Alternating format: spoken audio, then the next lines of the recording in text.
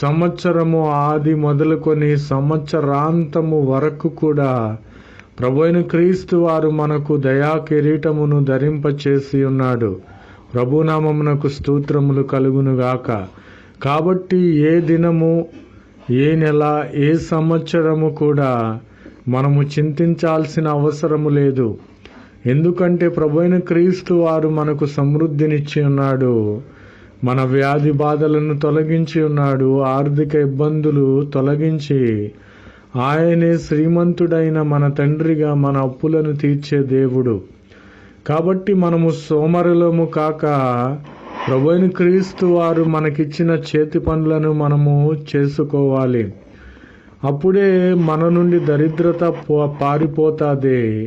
సంవత్సరము ఆది మొదలుకొని సంవత్సరాంతము వరకు కూడా ఆయన దయా కిరీటమును మనకు ధరింపచే